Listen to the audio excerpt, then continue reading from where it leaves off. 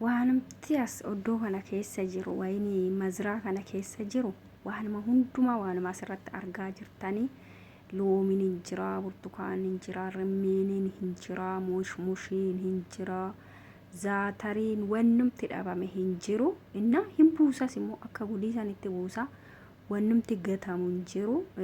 Naa gizee akkanatti buuse kana hundumaa walitti dabalameet cammaqamee ol kaawwama. Loominis waan hundumtuu firiijii keessatti farrazame ol keewwamaa. Biyyi ormaa zadeedhaan jiraataa siniin jedha.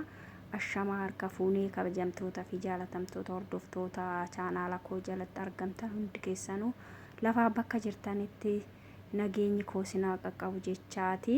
Har'ammoo waan addisii tokkoon qabadhee dhufe.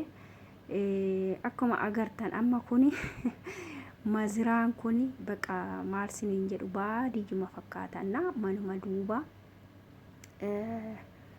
Innaa wannumti as keessatti ol keewwamne hin jiru laal qoraaniin qabe ataakiltoota kanaan qabeennaa laal asitti amma timaatimii waan kunillee jechuun timaatimii amma aanan asirratti fuudhan biraati fakkeenyaaf isinitti argisiisu malee gizee rakasa ta'e amma timaatimii kanas bitaniit cammaqameet akka asiirititti cammaqamee firiijii keessa farrazama.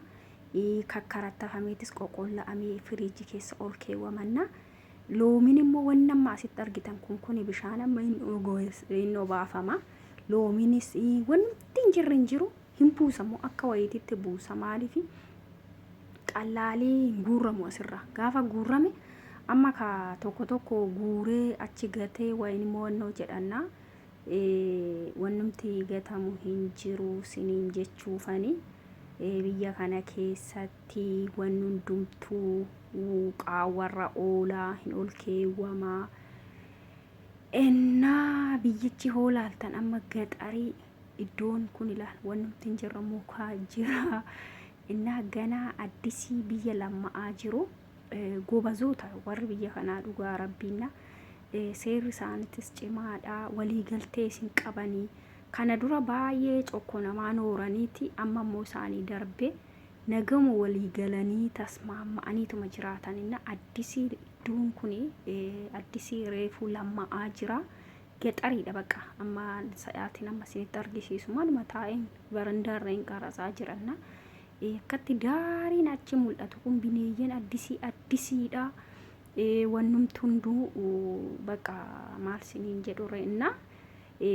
Wannoota ataakiltoota oddoodha cacammaqa amma lakkun kun asitti an dhaabbate ganaa dhaabbate amma kun hundumtu wanni dhadhaabbatee asitti jiru kun an akka loomii fa'i waraanaapidha. Ataakiltuma nyaatamu akkasiinna sirriitti dasnama jedha biyyi kun waliigaltee isaanillee wal tasmaama'uu isaanillee naa